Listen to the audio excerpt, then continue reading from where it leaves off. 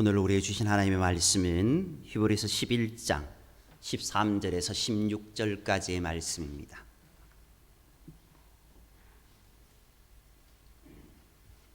히브리서 11장 13절에서 16절까지의 말씀입니다.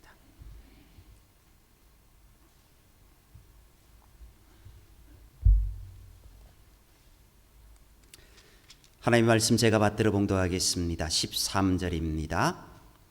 이 사람들은 다 믿음을 따라 죽었으며 약속을 받지 못하였으되 그것들을 멀리서 보고 환영하며 또 땅에서는 외국인과 나그네임을 증언하였으니 그들이 이같이 말하는 것은 자기들이 본향 찾는 자임을 나타냄이라. 그들이 나온 바 본향을 생각하였더라면 돌아갈 기회가 있었으려니와 그들이 이제는 더 나은 본향을 사모하니 곧 하늘에 있는 것이라. 이러므로 하나님이 그들의 하나님이라 일컬음 받으심을 부끄러워하지 아니하시고 그들을 위하여 한 성을 예비하셨느니라. 아멘. 이제 찬양대 할렐루야 찬양대 찬양으로 하나님께 영광 돌리겠습니다. 문 닫아 놓으세요. 괜찮습니다.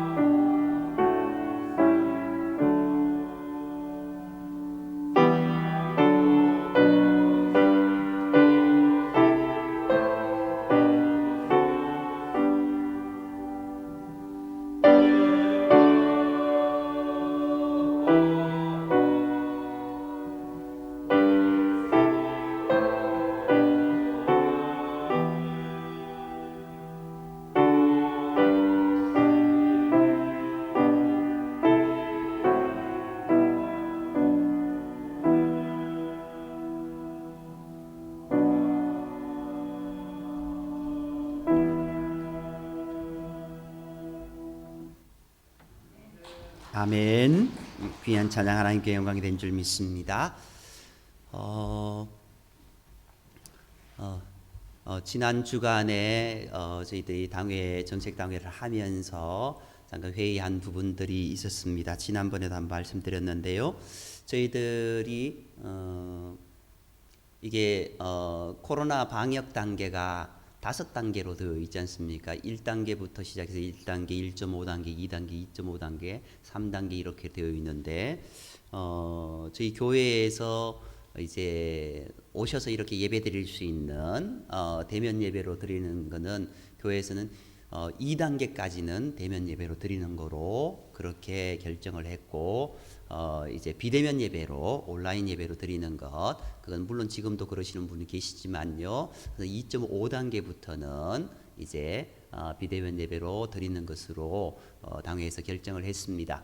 지금 이제 1단계는 50% 예배를 드리고요. 1.5단계는 30%, 그 다음에 2단계는 20%만 이렇게 좌석수에 한해서 이렇게 예배 드리는 거로 되어 있습니다.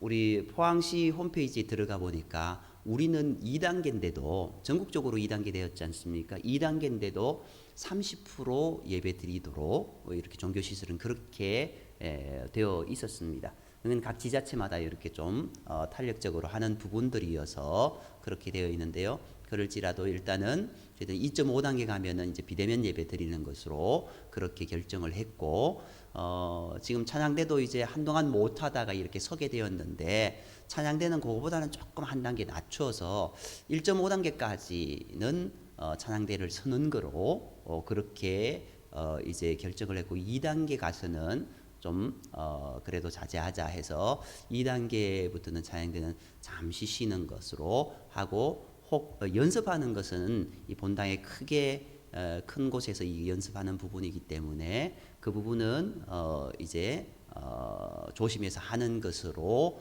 이제 당회에서 그렇게 결정을 했습니다. 뭐 이렇게 결정을 했지만요.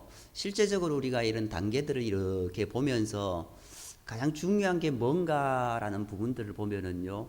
뭐 설교 전에 이런 말씀을 드려서 죄송하지만 현재 정부에서 하는 부분들 방역 단계 이렇게 기준을 세워놓고 이렇게 어디는 되고 어디는 안 되고 했는 그런 모든 것들을 가만히 보면은요. 지금 이렇게 확산될 수밖에 없는 그런 방역 단계를 취하고 있지 않습니까?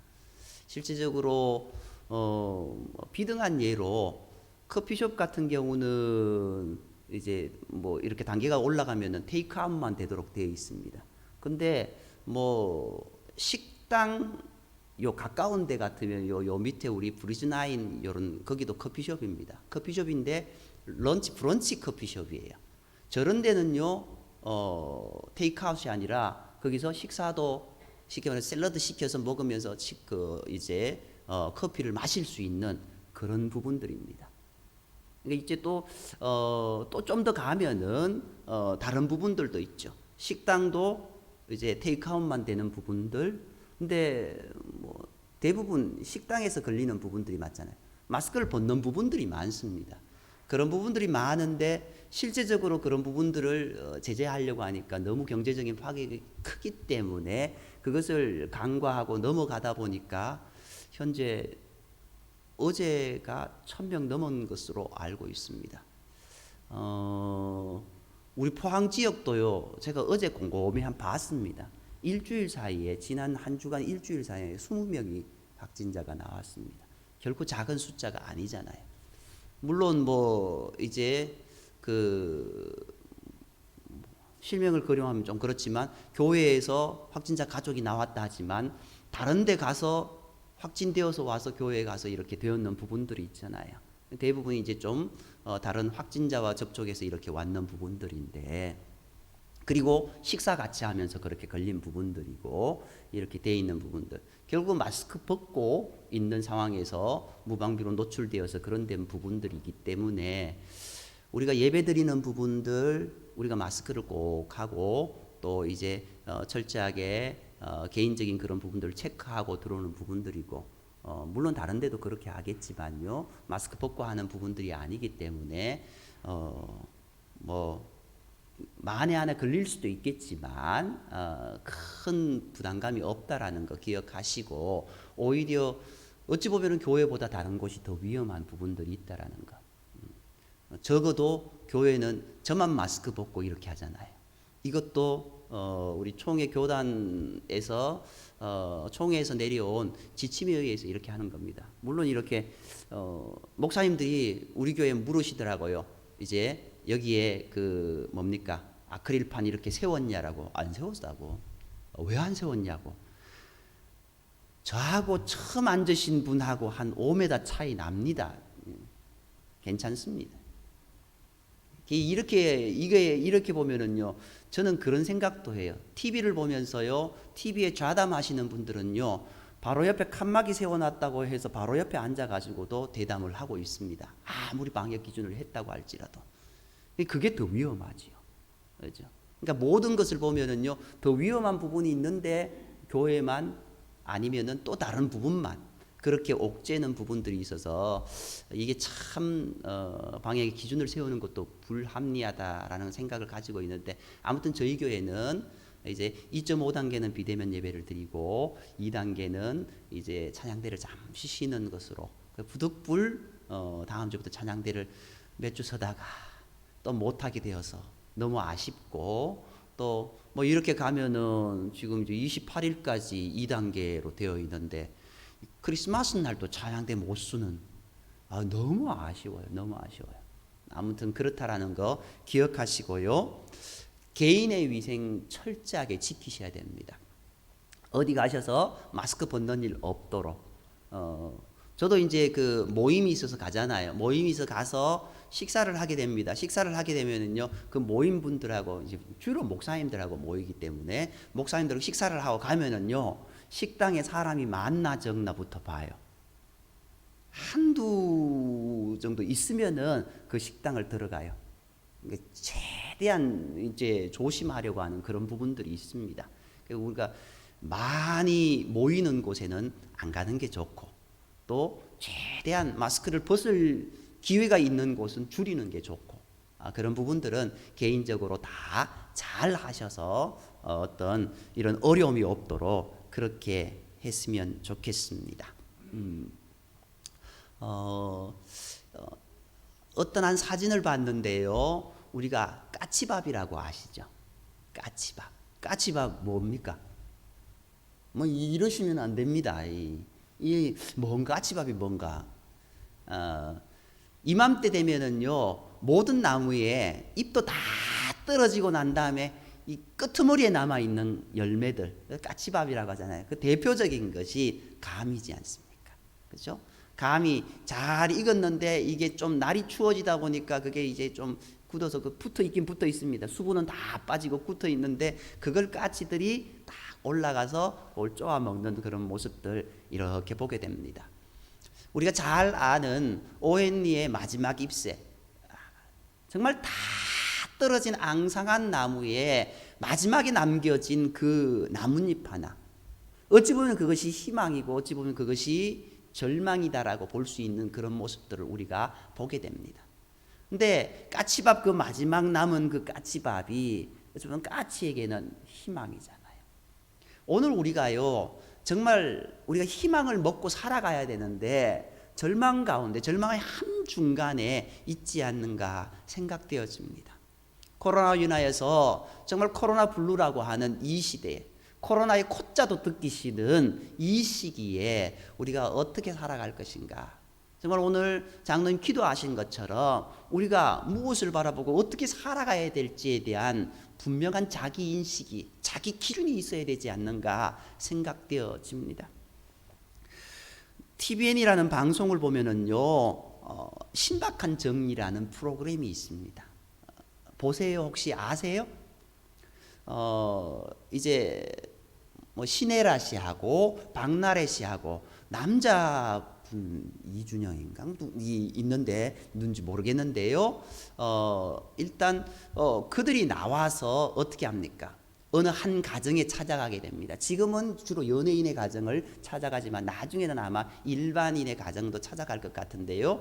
연예인의 가정을 찾아가서 그 집안의 이 잡다한 것들, 꽉 막혀 있던 것들, 제대로 살지 못하는, 너무나 짐이 많아서 제대로 이렇게 생활하지 못하는, 정리정돈 안 되었던 그것들을 정리해 주면서 그들의 삶을 조금 더 다른 방향으로 바꾸어주는 그런 프로그램이지 않습니까?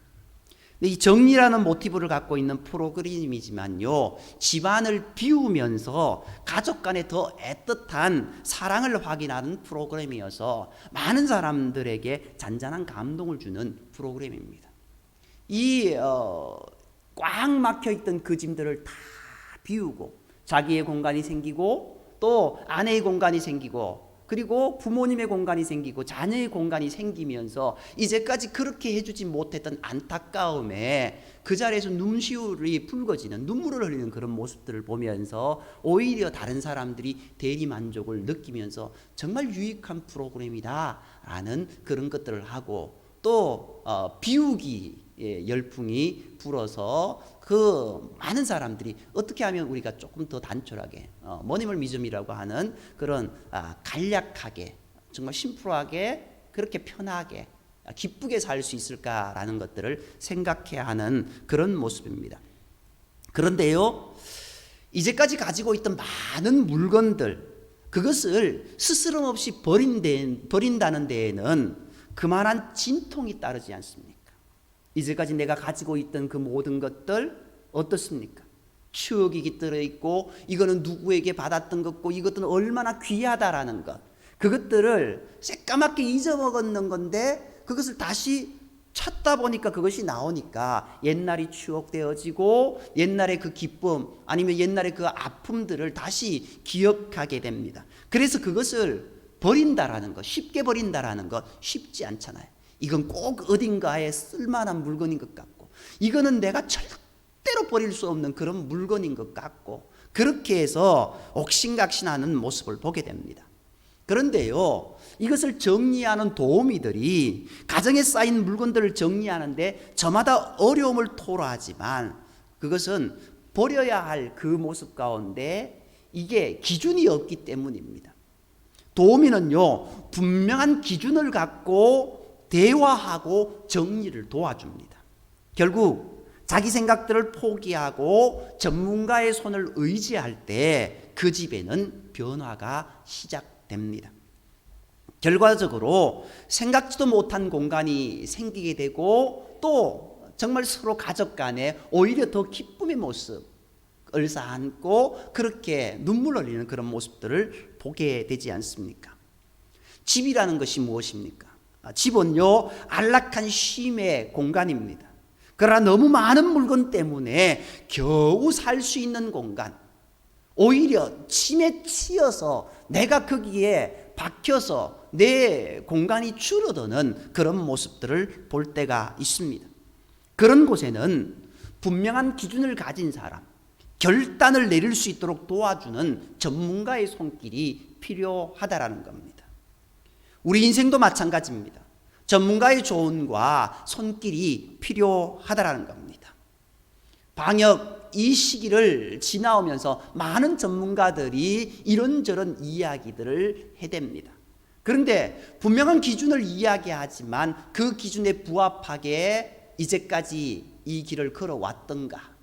전문가의 말은 온데간데 없고 우리의 생각, 내 생각이 더 난무하다 보니까 어찌 보면 여기까지 오지 않았는가라는 그런 이야기들을 많이 하지 않습니까?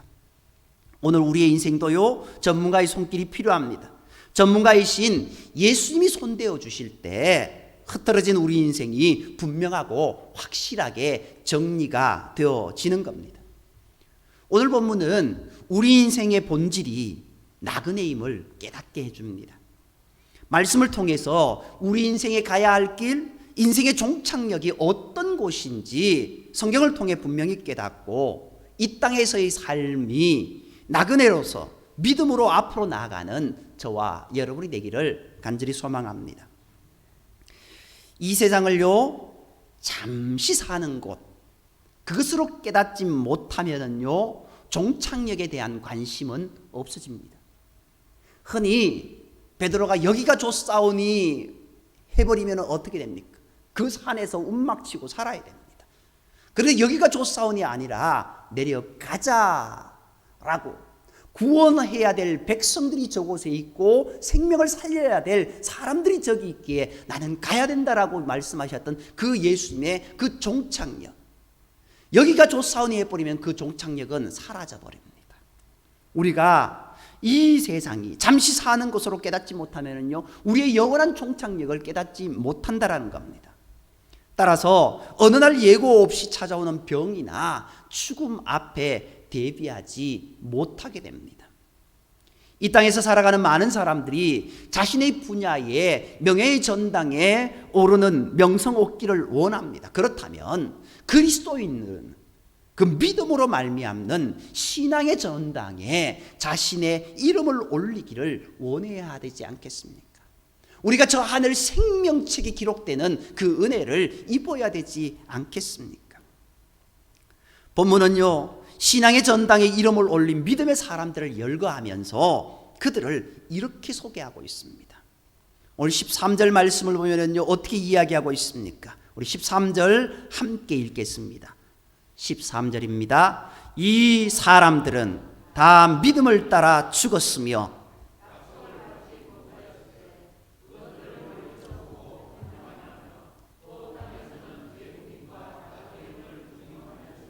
아멘. 이 사람들 누굽니까? 1절부터 쭉 이어진 말씀들 속에 아벨과 에녹과 노아와 아브라함과 사라, 이들은 믿음으로 의로운 자들이 되었습니다. 그리고 하나님을 기쁘시게 하라는 자라는 명성과 의의 상속자가 되기도 했습니다. 그들은 약속의 땅을 얻었습니다. 많은 후손을 얻는 복을 누렸습니다. 이들이 얻은 명성과 복은 믿음 없이는 불가능했습니다. 특히 믿음의 조상 아브라함이나 믿음의 선진들은 하나같이 이 땅을 살아가면서 자신을 나그네로서 분명한 인식을 가지고 살았습니다.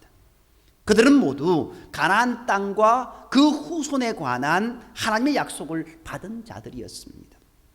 그러나 그들은 가나안을 소유하는 것을 보지 못한 채 죽었지 않습니까?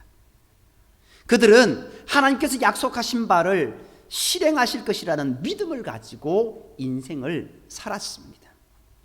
여기서 본다라는, 보고라는 말은요, 신체적인 눈으로 보았다라는 것이 아닙니다.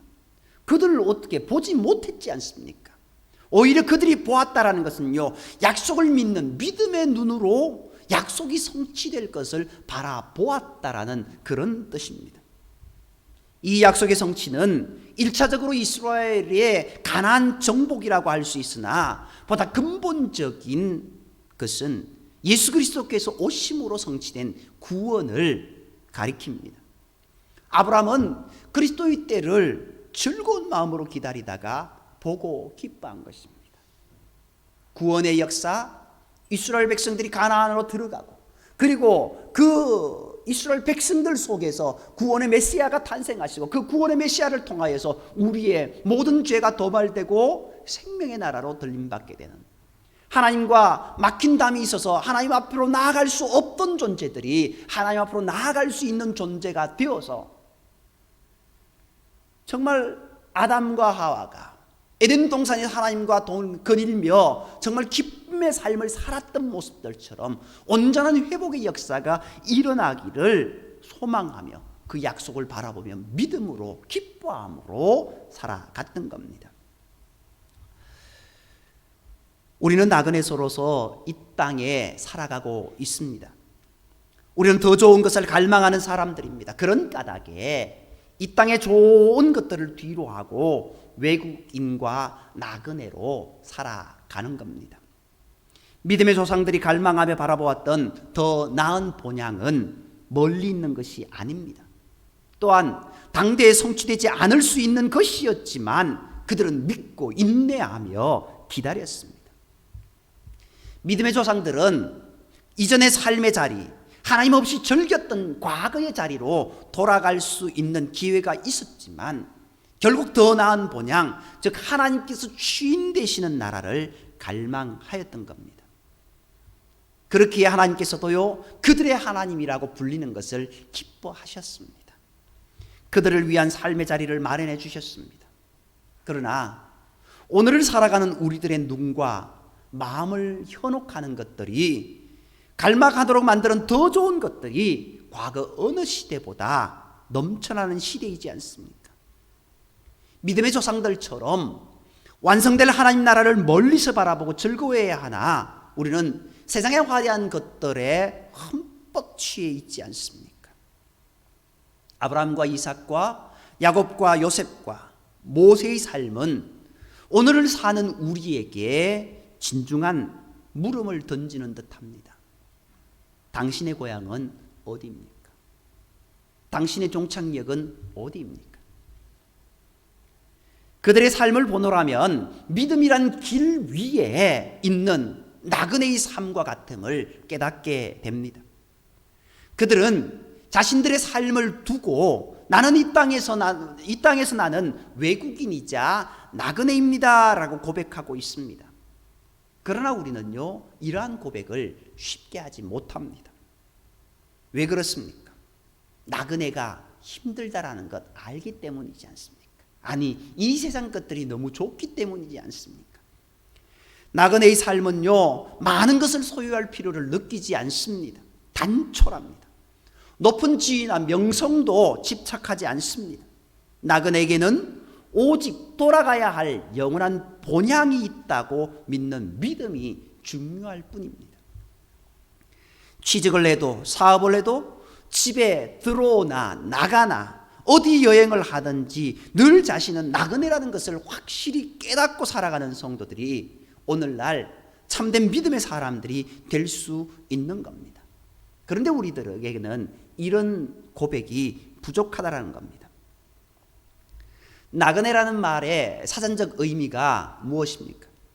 제 고향을 떠나서 먼 곳에 가 있는 사람, 혹은 낯선 곳에서 묵으면서 꽤 먼 길을 가거나 이곳저곳에서 방황하는 사람, 그런 뜻이 있습니다. 성경에도 하나님의 사람들은 한결같이 자신들을 나그네라고 고백하고 나그네로의 삶을 살다간 사람들이었습니다. 창세기 23장 4절 말씀에 아브라함은 말하기를 나는 당신들 중에 나그네요 우구하는 자입니다 라고 고백했습니다. 아브라함 실제 나그네였지 않습니까? 갈대아 우르에서 이제 티그리스 유프라테는 강을 건너와서 하비루 히피루라고 하는 그 민족이 되어버리고 결국 그 땅을 전전하다가 이제 갈대아 우르를 지나서 넘어서 이제 하란을 넘어서 쭉 가나안 땅으로 밑으로 내려오는 그 모습들을 보지 않습니까? 그리고 그가 이렇게 고백했습니다. 나는 당신들 중에 나그네입니다. 나는 당신들 중에 나그네입니다. 야곱도요 바로 앞에서 자신의 나이를 소개할 때 내 나그네 된 세월이 130년입니다 라고 말함으로써 자신의 삶을 나그네의 삶이라고 고백했습니다. 야곱을 한번 생각해 보십시오. 정말 힘든 삶이었지 않습니까? 형 에서의 낯을 피하여서 도망갔던, 그리고 수십 년 동안 삼촌 라반의 집에서 어찌 보면 종 아닌 종살이를 하다가 다시 고향 땅으로 돌아오지만 영원한 고향 땅으로 돌아가지 못하고, 또 다른 곳에서 살다가 자기의 아들이 죽은 줄 알았던 아들이 이제 애굽에 있어서 애굽으로 내려가서 그곳에서 자신이 걸어왔던 그 일, 참 파란만장했던 그 삶을 나는 나그네 된 세월이 130년, 이제까지 살았던 모든 삶이 나그네의 삶입니다 라고 고백하고 있지 않습니까? 우리가 잘 아는 다윗도요 이렇게 고백했습니다. 역대상 29장에서요 주 앞에서는 우리가 열조와 다름없이 나그네와 우구한 자라. 뭔 다윗이 나그네요 우구한 자입니까? 다윗처럼 정말 부한 자, 다윗처럼 명성 있는 자, 다윗처럼 위대한 자, 그 사람이 누가 있겠습니까? 그런데 그도 어떻게 고백한다고요? 우리도 열조처럼. 그 열조를 이야기하는 것은요 모든 열조라고 이야기할 수 있지만 대표적인 것, 아브라함과 이삭과 야곱과 요셉과 그들을 이야기하는 그런 모습이지 않습니까? 그들처럼 다름없이 나그네와 우거한 자라라고 그렇게 고백하고 있습니다. 사도 바울은요, 우리의 시민권이 하늘에 있다라고 말함으로써 간접적으로 이 땅에서의 삶이 나그네의 삶인 것을 말하였습니다. 베드로도 마찬가지였습니다. 나그네와 행인 같은 너희를 권하노니 라고 그렇게 고백하지 않습니까? 이스라엘 백성들이 어떻다라고요? 나그네와 행인 같은 사람들이라고 이야기하고 있습니다. 오늘 우리 인생이 어떤 삶이라고요? 나그네와 행인 같은 삶이라고 그렇게 고백하고 있지 않습니까? 이처럼 믿음의 사람들은 한결같이 나는 나그네입니다 라고 하는 생각을 하며 살았기 때문에 이 땅을 살 때 결코 마음이 무겁지 않았습니다. 여행자와 마찬가지로 짐이 가뿐했습니다. 그래서 세상에 욕심이 없이 홀가분하게 오직 하나님의 뜻만을 구하며 살아갈 수 있었습니다. 그들은 하늘에 있는 진정한 고향을 그리워할 줄 아는 사람들이었습니다. 그리고 이 땅의 삶을 나그네로서 살아간 사람들이었습니다. 이처럼 우리 그리스도인은요, 오늘을 나그네로 살아갑니다. 그렇다면 이 땅에서 사는 인생을 나그네로 삶으로 깨달았다고 한다면 그 삶의 내용은 어떠한 것일까요? 그 삶의 내용을 본문에서는요, 첫째로 세월을 아끼는 삶이라고 말하고 있습니다. 나그네로서 이 땅을 살아가는 사람들은 이 땅에서 나그네로서의 삶이 얼마나 유한하고 빠르게 지나가는지를 아는 사람들입니다. 시편 90편 말씀처럼 강건하여도 80인데 정말 우리의 인생이 그렇게 길지 않은데 순식간에 지나가는데 야고보서 4장 말씀처럼 정말 나그네 인생 잠깐 보이다가 없어지는 안개와 같다고 했는데 참으로 이 세상의 삶은 잠깐 보이다가 사라지며 그림자 같아서 머무름이 없을 정도로 빨리 지나갑니다. 우리가 그러잖아요. 야, 벌써 이렇게 되었나? 내 나이가 벌써 이렇게 되었나? 오신 지 이렇게 되었어요? 그런 이야기들을 많이 서로가 이야기하지 않습니까? 정말 순식간에 지나가는 우리의 삶을 보게 됩니다. 한 해를 흘러놓았더니만 벌써 12월이더라고. 그렇죠? 코로나 들은 지가 언젠데 벌써 1회의 마지막입니다. 온전히 온 한 해가 코로나로 인해서 도배되었다라고 이야기할 수 있는 것 같습니다. 벌써 한 해가 지나갔습니다. 자신을 나그네라 고백한 믿음의 사람들은 세월을 아끼며 매사에 헌신하며 충성하는 사람들이었습니다. 비록 우리의 삶이 힘들고 어려울지라도 그 힘들고 어려운 상황 가운데서도 매 순간 충성을 다했다라는 겁니다. 하나님께서 주신 시간을 결코 헛되이 소비하지 않았습니다. 아무리 힘들고 어려울지라도 내가 이 일을 해서 무엇 하나 하지 않았습니다. 나에게 주어진 시간은 내 것이 아니라 주님께서 주신 것이요 내 나그네의 삶의 시간도 주의 손에 붙잡혀 있기 때문이라는 겁니다. 그렇기 때문에 오늘 어떻게 이야기하고 있습니까? 세월을 아끼라. 세월을 아끼라. 1분만 더 있으면 아침에 일어나면은요 아이들이 하는 말 어떤 게요? 10분만 좀 더 자고 싶다라고 이야기하잖아요. 그것과는 다르게 목숨이 경각에 달린 사람들 1분만 가족과 1분만 있었으면 좋겠다라는 말씀들을 많이 하십니다. 그 시간은 우리에게 짧든 길든 하나님께서 우리에게 주신 시간입니다. 어떤 일을 하든 간에 우리가 아끼며 최선을 다하는 그런 모습들이 되어야 될 줄 믿습니다. 둘째로요, 나그네는 현재에 집착하지 않는 삶을 살아야 합니다. 주어진 현재 일에 충성하지만 현재에 매달려 액을 복걸할 필요가 없습니다. 현재의 모든 일을 내일을 위한 준비에 불과하다는 것을 깨닫고 현재의 삶에서 늘 하나님을 찾는 사람들이 참된 나그네입니다. 그러므로 성경에 나오는 나그네들은요 세상이라는 순례의 길을 걸어가면서 결코 세상에 미련을 두지 않습니다. 소돔과 고모라 성이 멸망당할 때, 유황불이 떨어질 때 먼 뒤를 돌아보서 그 안타까운 모습을 찾아보겠습니까? 뒤를 돌아보는 자, 소금 기둥이 되어버리는 그런 모습들. 물론 그것은 다른 의미가 있었지만요, 우리의 인생에서 뒤를 돌아보고 현재에 집착하다 보면 앞으로 나아가지 못하게 되지 않습니까? 표대를 향하여 부름의 상을 쫓아 앞으로 달려가야 되는데 내가 언제 얼마나 왔나라고 자꾸 뒤돌아보면 방향성을 잃어버리고 갈짓자 걸음으로 가다가 더 큰 낭패를 걸어버리는 그런 모습들을 보지 않습니까? 지금 현재의 세상을 하룻밤 묵고 가는 정도로 생각하면 어떤 욕심이나 집착으로부터 자유롭게 됩니다.